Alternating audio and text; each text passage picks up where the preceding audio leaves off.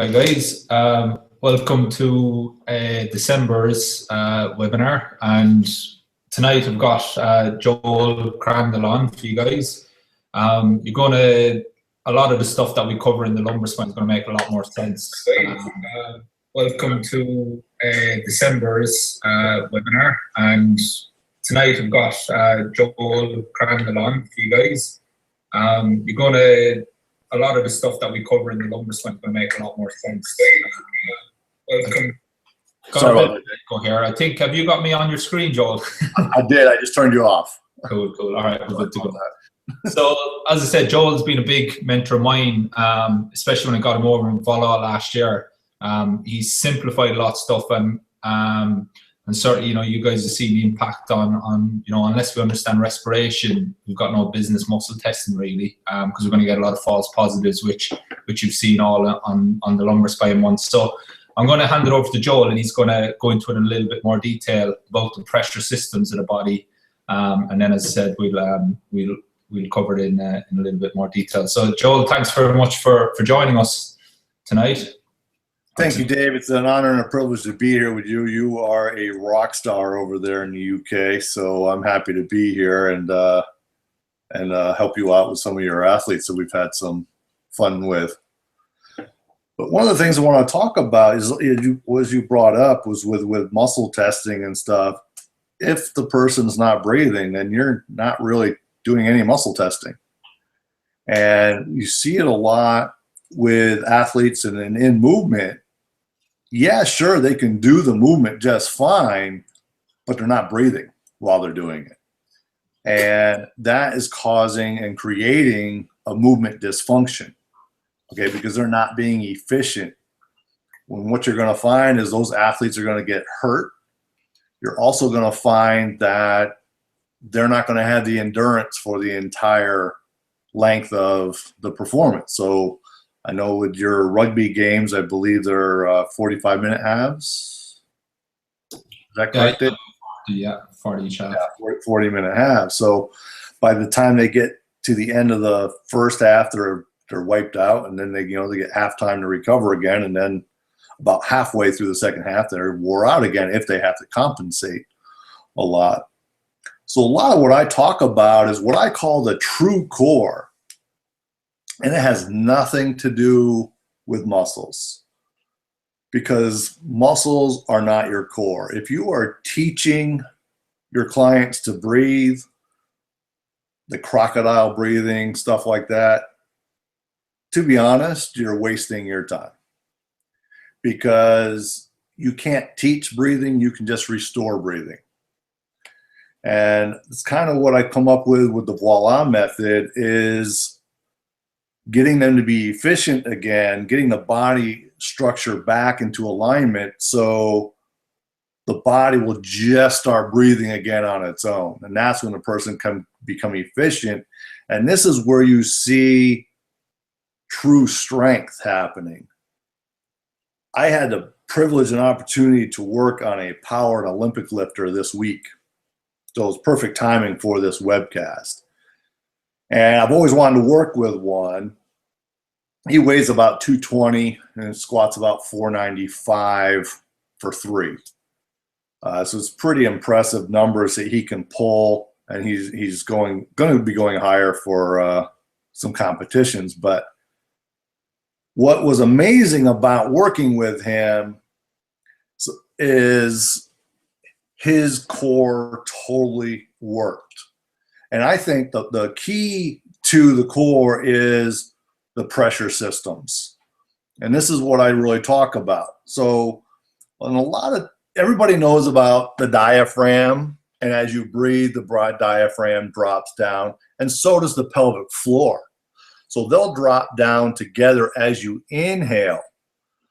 What a lot of people forget about is we have a diaphragm here which raises up, and we have multiple diaphragms in our head which also expand as we inhale. Why this happens is to decrease volume so the air can actually come in. So if we can, I'm sorry, we're going to decrease the pressure by opening up these diaphragms so the pressure can come in, okay? So we want to fill up that volume.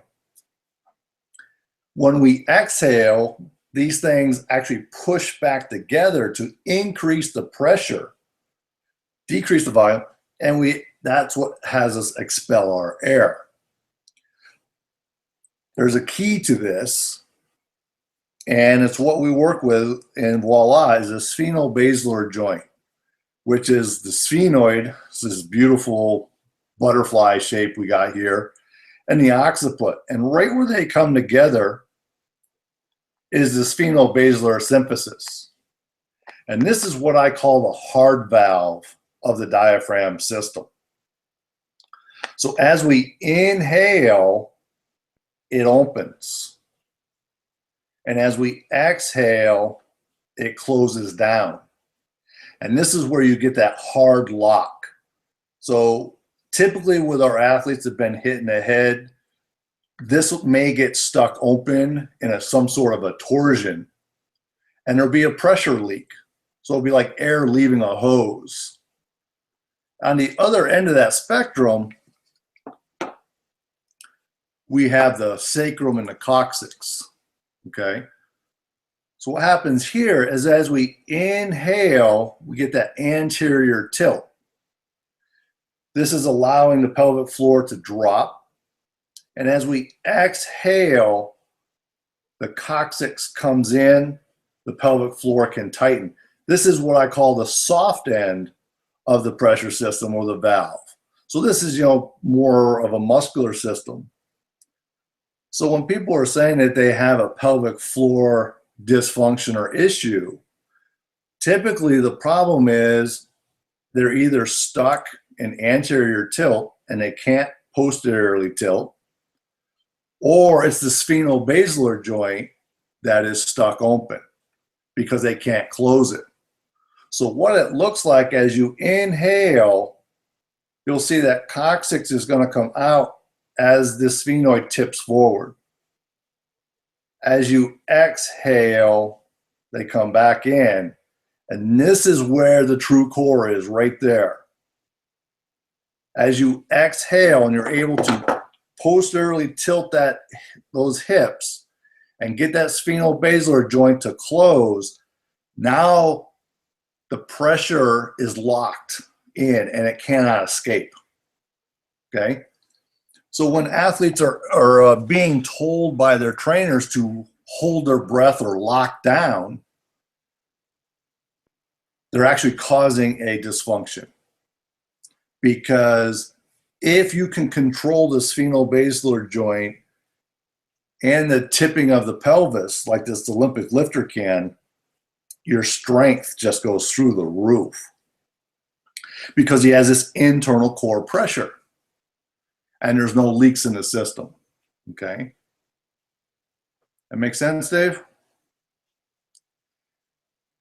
Yeah, sorry, I've got myself on mute, so I'm eating a popcorn. Okay. Just seeing if you were there. So that's the main pump. So we have the electrical system which runs our pumps. So the electrical system has to be efficient as well. And our electrical power plant is our brain, okay? So the big thing that Voila really focuses on is getting that cerebral spinal fluid to properly and efficiently move through this spheno-basilar joint. So as it opens, the cerebral spinal fluid can come up and in, and as it closes, it'll force the cerebral spinal fluid back down. Now our body produces about 27, I think it's 27 milliliters of cerebral spinal fluid a day. But I believe that's about 9 millimeters that's in our body at the whole time. What's been really fascinating about cerebral spinal fluid is new research has come out where they're actually finding it throughout the entire body. So if you cut your finger, and if you actually cut through a nerve, cerebral spinal fluid can leak out. I was just talking with a neurosurgeon about this on Thanksgiving. And she goes, oh yeah, absolutely. So she goes, it surrounds the entire nervous system. But what happens is when athletes are, say, getting ahead, and we again have that torsion, and we can't get this system closed, the cerebral spinal fluid kind of gets stuck in the head, and that's what kind of creates the fog. You'll start getting pressure inside your head. The ability to think will go down, so your performance will go down, because you're spending so much energy on trying to think. As a good athlete will tell you, if you're thinking, you're slow. Okay.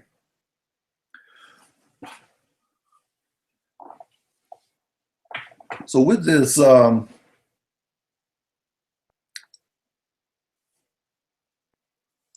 the electrical system is extremely important, and that's why I'm all about the structure. If we can get the structure to move efficiently, then the electrical system can work efficiently, because it won't have to deviate, it won't have to detour anywhere.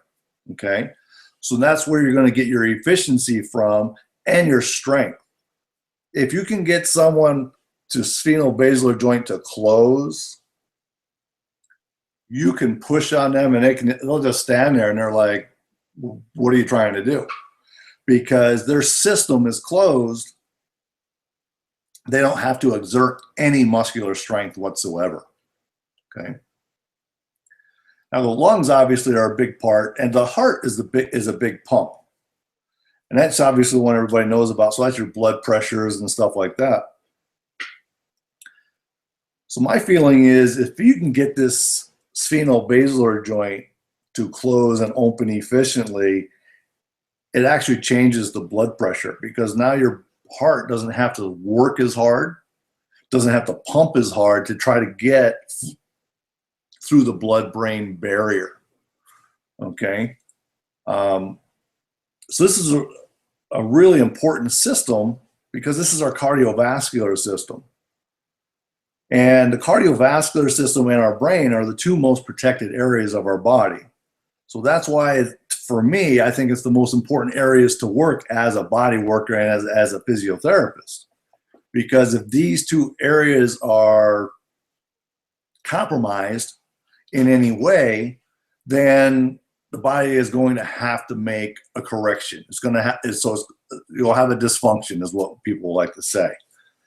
And it's because of these two areas, the body is going to do whatever it can to protect these two areas. And in sports, these two areas end up getting hit quite a bit, especially in American football and stuff like that. So we talked a little bit about the lungs with the increase in and decrease in volume for the pressure to come in and out of the system. And it's very important. What people forget is we don't just breathe with our diaphragms. Breathing is a full body exercise. It's a full body movement. And you have to have what I call sinking of the core, or sinking of the diaphragms, to get this true strength. So as we talked about, as you inhale, the bones of your head actually expand. And then as you exhale, they come back together. The chest expands, and Dave has done a great podcast blog on this, about the rotation of the ribs, etc. So definitely go back and check that out. It's fantastic the way he's done that. Excuse me. And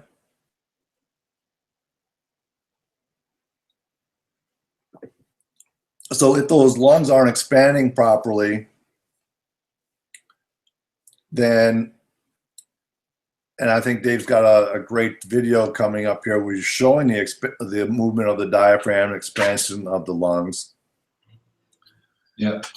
So at the top part here, there's a really nice image under here now, and just look at the reciprocal motion there, or the parallel motion between the diaphragm and the lungs, the ability to clear that. I love that little video. That's perfect, Dave. Thank you.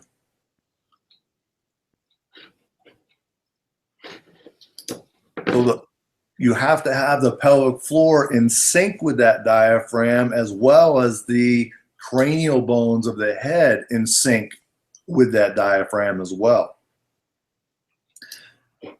When you get these in sync, the average person is usually breathing between 14 and 16 breaths per minute. And the medical average is they want you at around 11. I have found that if I can get everything synced up, get the head and the diaphragms, pelvic floor all working perfectly, I'll take about 4 breaths per minute. And there's no stress on that. Okay. The heart can slow down. It doesn't have to work as hard. And it's just a feeling of relaxation and peace, which is really, really nice. So one of the things with my blog that I talk about too, which is on voilamethod.com, I believe Dave will put up a link for that at the end, is I have a series going right now which is called Stop Thinking Muscles First, because they're so far down on the list of what is really necessary. And for me, if you're working on muscles, then you're trying to work uphill to the actual problem. And to me, it's just not efficient. And it's too slow, and it's going to take you too long to get anywhere, and it doesn't last long. If you cannot get this phenobasilar joint to close, you're not going to get anywhere. You have to get this phenobasilar joint efficient and smooth. Okay. Anything you want to add to that, Dave? No, that's really good. I think I like the phrase, if you don't have movement variability in the diaphragm, you're never going to have it in the rest of the body, because they all link together and sync, as you said, aren't you? And you need all that to get that to close, like you say. Yeah. And my theory is if you're not getting a phenobasilar joint to close, then you're not going to get the diaphragm to be efficient at all. And so that's what you have to get that. Hugh Tago was saying, he likes people to be about six breaths a minute, and he classifies people that's breathing at 15, 19 breaths as being ill. They were the people back in the day when he'd done the research. And my professional rugby players were 20 breaths a minute, and they were the guys that were cramping, 20, 30 minutes into a game, and we done a lot of the breathing tests on those guys, and they were, chronically ill according to Buteygo's stuff, and they're professional athletes. So, we can't, you're talking about anterior tilt. I don't think we can control inhalation anymore, as a big issue as well, in terms of actually lengthening everything and getting that joint to open. Yeah, and that brings us to a great point, Dave, is if you can't control the anterior and posterior tilt, you'll see most athletes have a large anterior tilt. So this pelvic floor is basically being stuck open. And again, with my theory is the phenobasilar joint isn't closing or opening. It depends on each athlete, but you must get your athlete to be able to easily and efficiently posterior tilt. So this also correlates to all your psoas problems that you're having with athletes, because they're anteriorly tilted, okay, which is creating this psoas to work harder, and it's being actually lengthened. If we can posterior tilt, now we got that psoas shortened, okay? So I'm always looking, when I'm working with an athlete, when they're breathing, are they also breathing through their hips? And a lot of times you'll see that they're stuck and they're not moving with their hips, and you have to go in there and just get their hips rocking in rhythm with your breath. Good. And if you actually look at the axis of rotation of a posterior tilt, the pelvic floors have got a lot greater influence to posterior tilt than the glute max. where everyone's obsessed with glute max. So that's I've got a great video out of my mentorship actually that I've shown them all, and that's the thing that initiates the pelvic tilt, isn't it? That shortening, and then the glute max is going to help at the end. Yes, which drives me obsessed with squeezing glutes. Yes, everybody is obsessed with squeezing glutes. So I'm really excited that the year 2015 is ending, and I'm hoping I don't have to read another damn blog about weak glutes, because it's not the problem. It's not the problem. If you can get them to posterior tilt efficiently, now that glute can fire the way it's supposed to. I actually, over the weekend, it was just experimenting, and I had a guy who he had no extension in his leg, and I just talked to him. And I had such extension in that leg that 3 of us could have tried to pick up his leg, and he would have just been laying there and not even trying. He was able to hold that down. So it's really not about muscles. It's just about getting that structure in alignment so the body can now be strong the way it's supposed to, instead of working hard to become strong. And that's where we're making our athletes worse. It's because we're pushing them, we're forcing them to be strong. Yes, they can do it, but are they doing it efficiently and easily? Okay? But it shouldn't have to be hard work.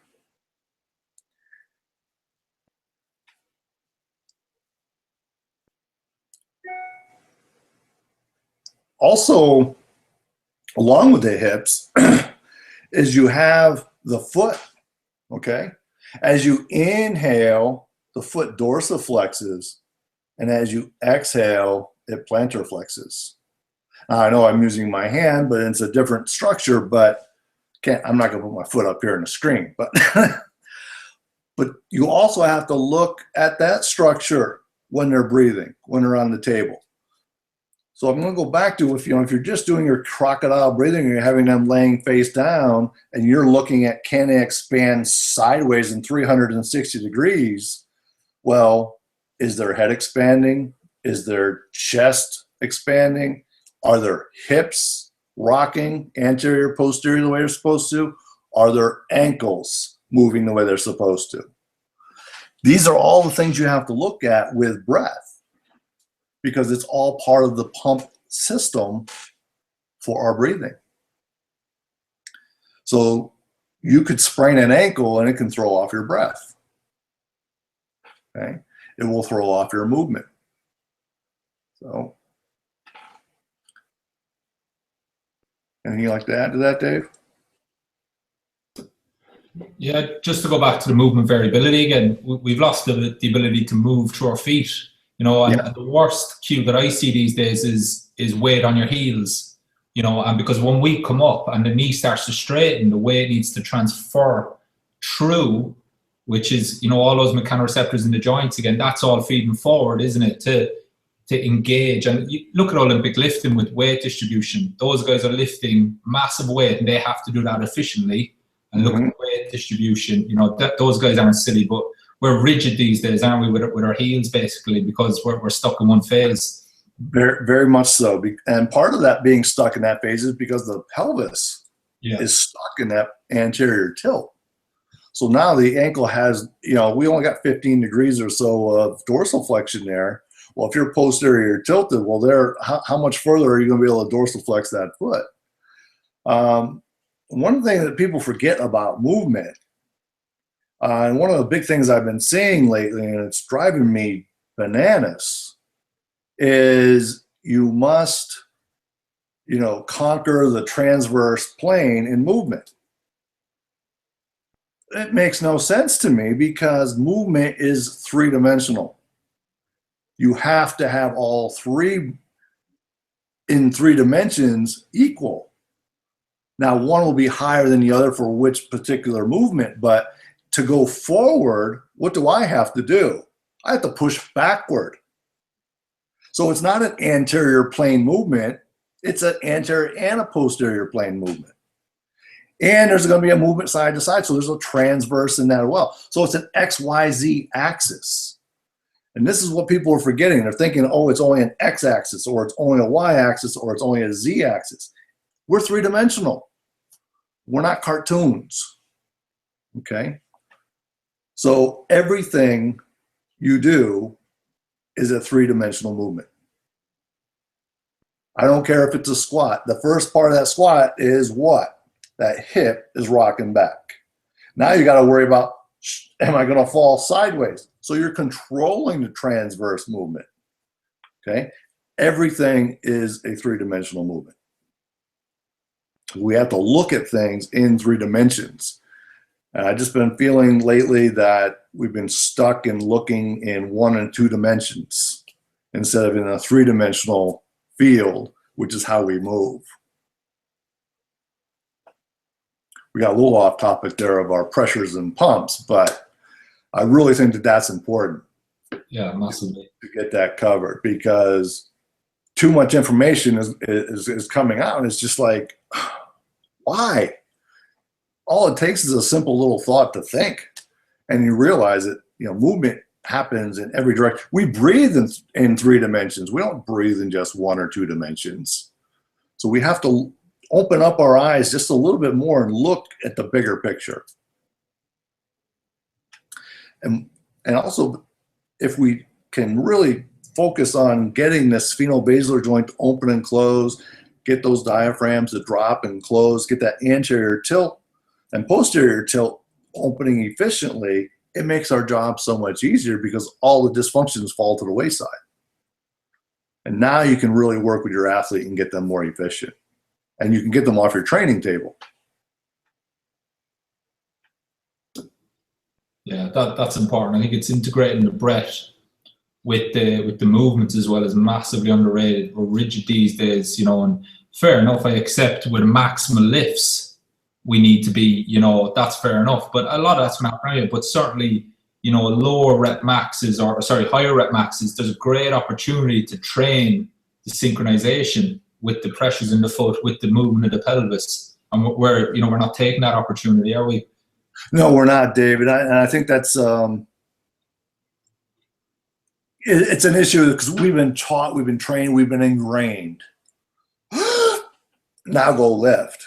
Yeah. And the reality of it is if I just have 150 pounds on the bar and I'm doing a squat, that shouldn't change my breathing at all.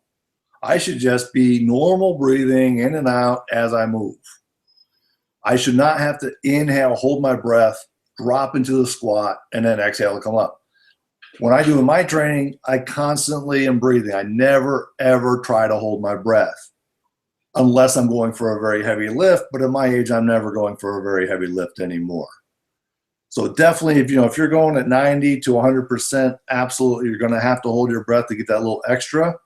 But if you're below that, you can control all of that with just natural breathing and getting that sphenobasilar joint to open and close. If you can get that to open and close, you'll maintain that true core pressure within the system so you don't have to use the secondary musculature to help you. Nice.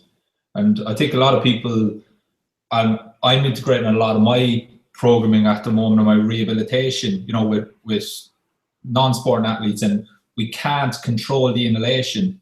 So we can't control that lengthening. So we can't control the descent in a squat. So the nervous system just goes, no, not going any further. Right. Whereas when I get them to control the inhalation, they'll change their depth straight away.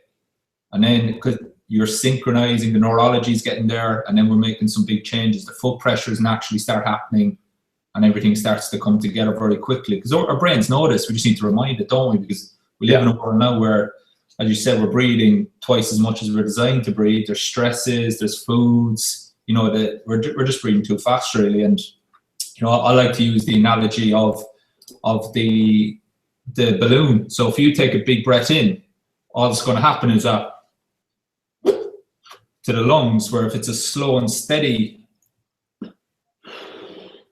we're going to inflate the lungs. And that's where the nasal breathing then becomes important to get our pressures right, to then influence everything else. So, and that's where I have a big issue with people just doing the crocodile breathing, because actually we need to be doing this breathing 24 hours a day, not 3 sets of 10, 20,000 reps. So we're breaking a habit there, really, Yes.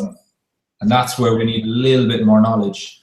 Yes. And you'll also find, especially with you, because you're working with some high-level athletes, is sometimes they'll be stuck on an inhale and sometimes they'll be stuck on an exhale. So what I mean by that is sometimes if they're stuck on that inhale, then they can't really take air in that well because they never expel that air the way they should.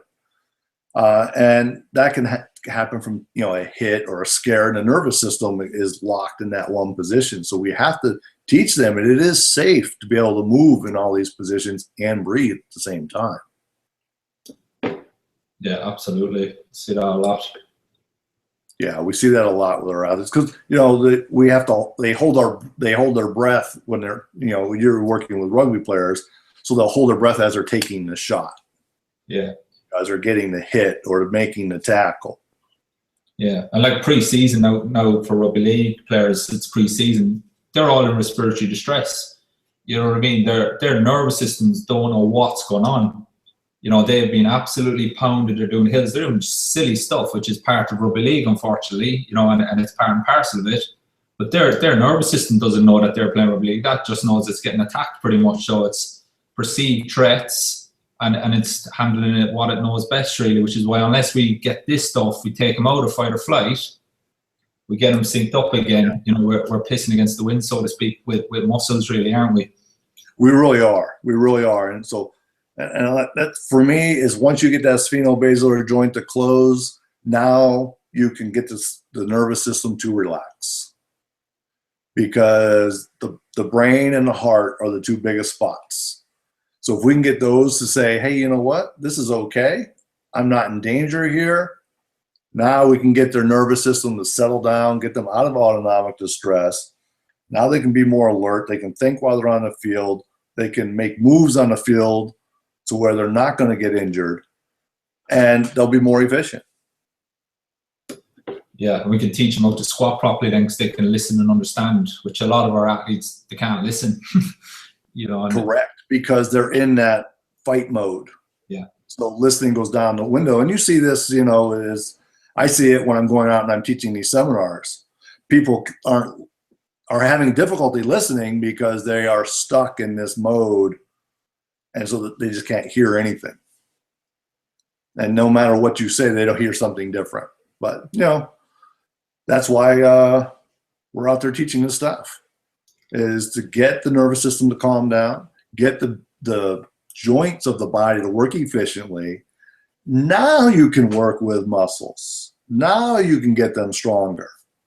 And you won't be causing dysfunctions while you're training them. And I think you're going to have a happier and a healthier athlete. That's it. And, they're sleeping better because of this stuff, which is helping pain levels straight away. There's loads of evidence out there on that, isn't there? Yes.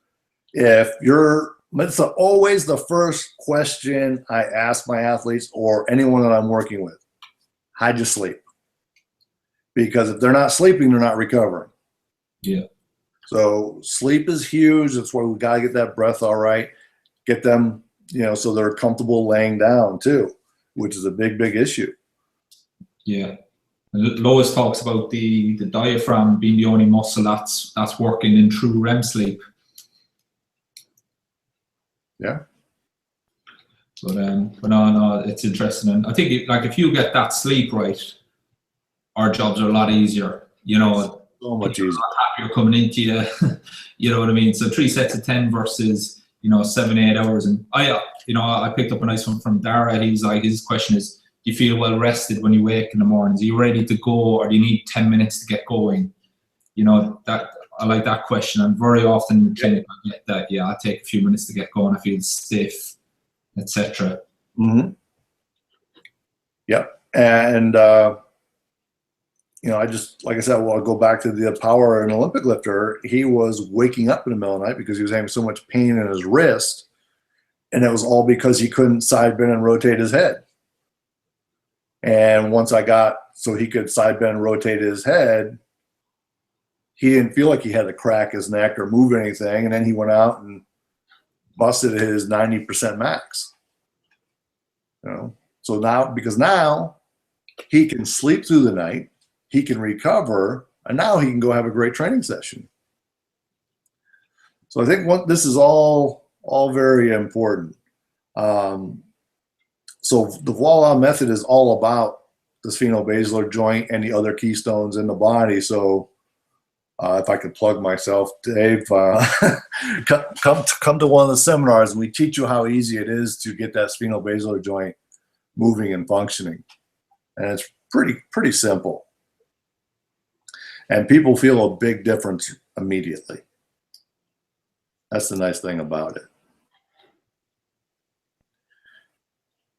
I think about covered what I was thinking of, Dave. Was there anything else you had any questions about, or you want to cover? Or? No, that's good. I mean, we talk about emotions and stuff as well, don't we? A little bit about affecting our breathing patterns, and again, there's research out there showing that influences the diaphragms. You know, just our imagining stuff. And that can influence us massively, which I know you're doing a lot of work on that at the moment. Absolutely, that's the next level that I'll be going into and teaching with the Voila method is with that we're all energy and our thoughts are energy, which turn into emotions, which, you know, if you allow them to, they can get trapped in our body and will have an effect on our nervous system. And that's the direction that we're going with in the level 2 for the Voila method, is dealing with the emotional aspects of movement. Yeah, and I think that that's a big part of my mentorship. Is my issue is I'm a physio, but I'm not being given the skills to actually interact with people. You know, so we're taught all these manual techniques and this and that. Yet we're not taught how to interact with people. We're not trained how to deal with someone when they start crying in front of us. You know what I mean? So, and that's what I'm trying to do with the mentorship, is get a variety of people in to give us that skill set. And I know you're doing that kind of all in one with Voila method, aren't you? And I think it's so important these days to be a good clinician, is to have that rounded skill set. Yeah, well, we talked about listening earlier with the athlete, listening about, you know, with the squatting, and for me, the practitioner has to have good listening skills. Yeah, and an active listening skill. So listen to what the person is saying, but then also hear what they're really saying. Yeah. And with the Voila, the level 2 part is kind of bridging the gap with that, so you can bring in the emotional aspect where it's just a conversation. It's not something that's really scary, but it's making such a huge difference. And just seeing that, so it's just another reason where, in my theory, is, you know, stop thinking muscles first, because they're just reacting to what is actually happening to the outside or inside environment. Yeah.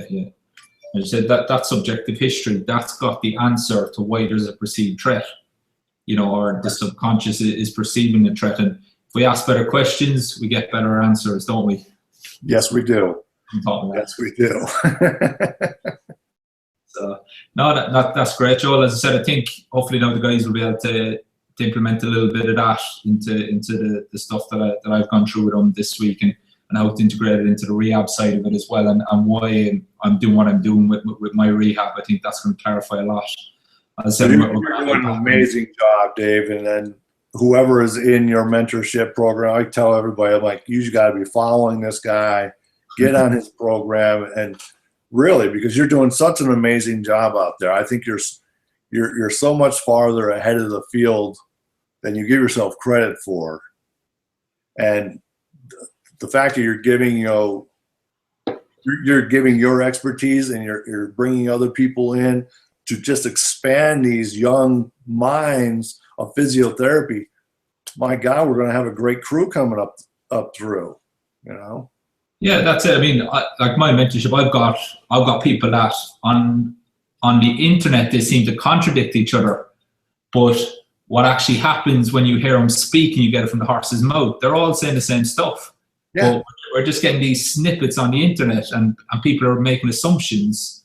But actually, I've got people that are, you think that they're chalk and cheese on the internet. When you listen to their presentations, they're saying the same thing pretty much, you know, and it's a little bit of information is dangerous, isn't it?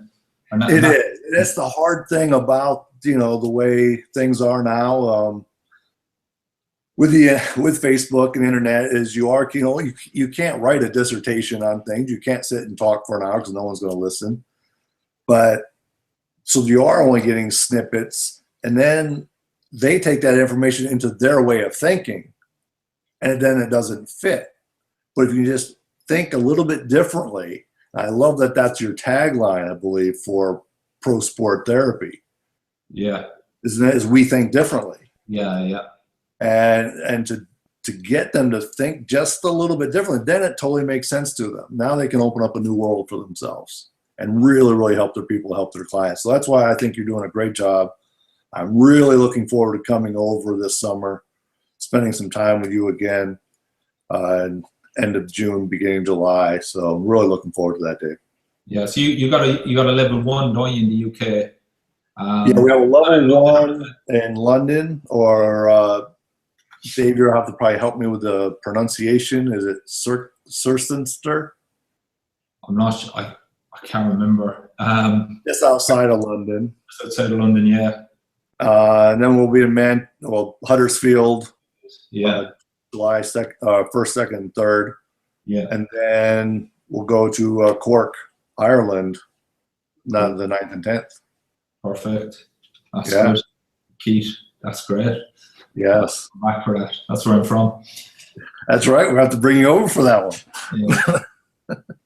That's great. Mary Joel, thank you very much. I know the mentorship guys got a lot. Some of them might have caught this live, so if they have any questions, I'll just drop them over to you if that's all right. That's perfect. That's perfect. Really appreciate the opportunity, Dave, and have happy holidays, Merry Christmas. Yeah, you too. Have a good one. Buddy. All right, buddy. Yeah, cut down on the weight, on the food since you remember. You're doing great. You're doing great. All right, thank you, Joel. And anyone, any questions, obviously just post them on the Facebook page, and we can chat about this this webinar as well, and how we practically apply the information. That's great. All right, thanks, guys.